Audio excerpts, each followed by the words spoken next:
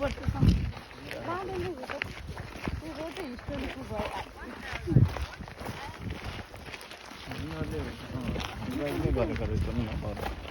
Do group now.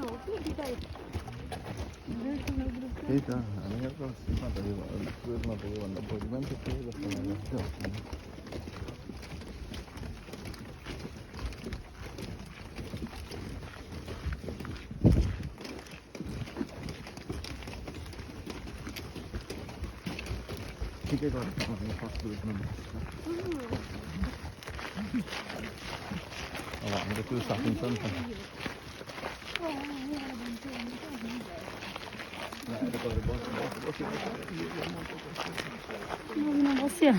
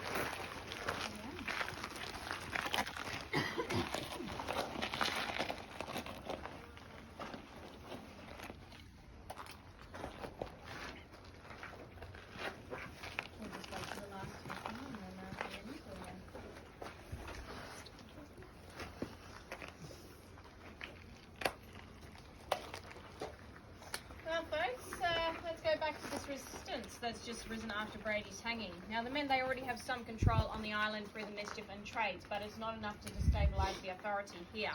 So this is when the men launch into a number of simultaneous attacks on the island, with the first target relating to Lompriere at the administration.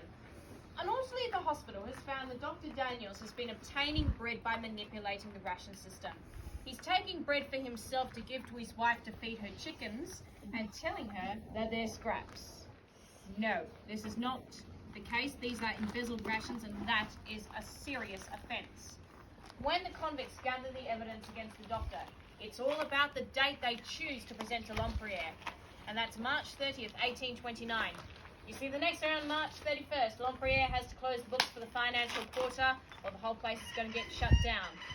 Suddenly, with this newfound evidence, there's not enough time to rewrite the books. So, in order to close the books, Commandant Butler charges the doctor with embezzlement. Dr. Daniels is found guilty and dismissed. The second target involved the military. Oh dear. 4 convicts who just happened to be walking by at the time, they witnessed a criminal act involving the dreadful fellow Private James and the Reverend Schofield's goat. I'm not kidding. As you can imagine, military discipline disintegrates from there. And then the third target, moving on, is at the shipyards. David Hoy. He's trialling a new experimental sloop which sinks with the loss of 3 lives. The deaths were accidental, but the convicts intended the loss of the vessel.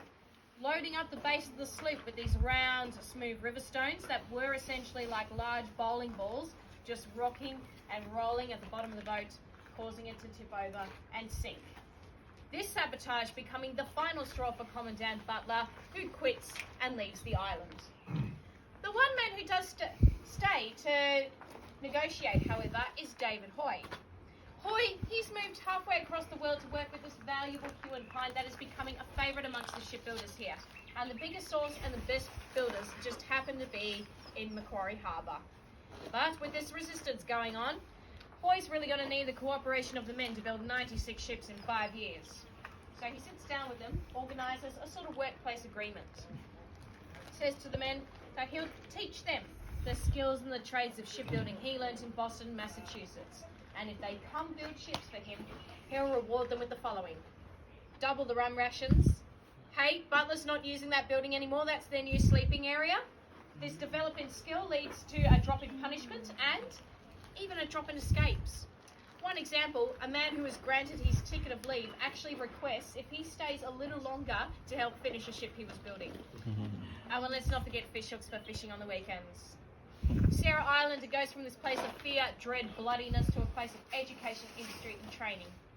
Or you could say Australia's first unofficial TAFE college. Shall we wrap things up at the heart of that TAFE college? If you'd like to follow me now to the shipyards.